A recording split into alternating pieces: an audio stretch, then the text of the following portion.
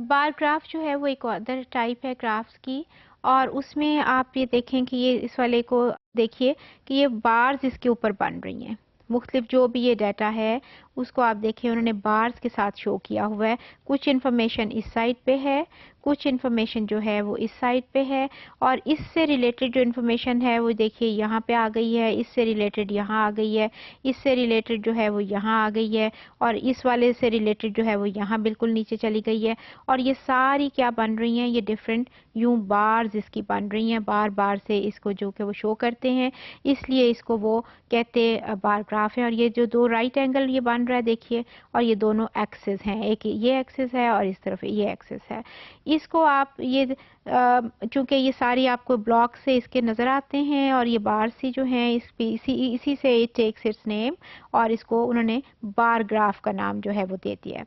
अब वो bar graph क्या होते हैं, और वो दूसरे कंपेयर करते हैं डाटा को दो सिंपल फॉर्मेट में, और ये रेक्टेंगुलर बार्स बनाते हैं। आप देखिए ना वो जो बार्स थी जो लंबी लंबी बन रही थी ना, रेक्टेंगुलर बार्स उसकी वो बनाते हैं। और उसमें फिर एक और बात इसमें वो कह रहे हैं बार ग्राफ से रिलेटेड के कुछ फॉर्म्स के अलावा ये कुछ हर डाटा के लिए it's difficult to choose it,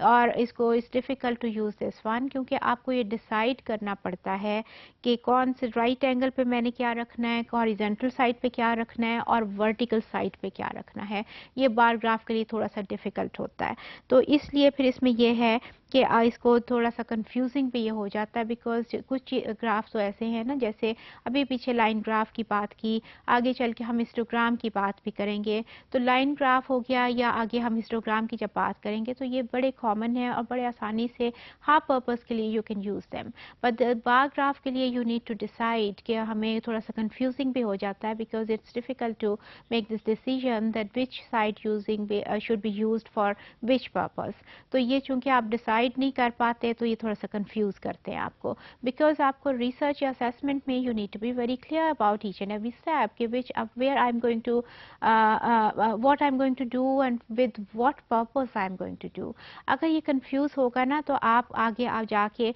अपना डेटे को ठीक से आप यूज़ कर नहीं पाएंगे, और उसको आप क्योंकि उस इतनी इतनी चीज़ें उसमें इकट्ठी होती हैं, इतने स्टेप्स इन्वॉल्व हैं कि आपको ईच एंड एवरी स्टेप के लिए आपको पता होना चाहिए कि why I am doing this, और क्या मुझे किस तरफ को जाना है और कैसे जाना है। तो इसमें चूंकि ये कंफ्यूजन आता है अल्टीमेटली कि आपने किस किस साइड पे कौन सी इंफॉर्मेशन रखनी है, कौन से वेरिएबल को कौन से एक्सेस पे डालना है, तो इसलिए थोड़ा सा कंफ्यूज कर देता है। और ये कुछ एरियाज के अलावा इसको यूज़ करना जो है ना, it becomes bit confusing and difficult.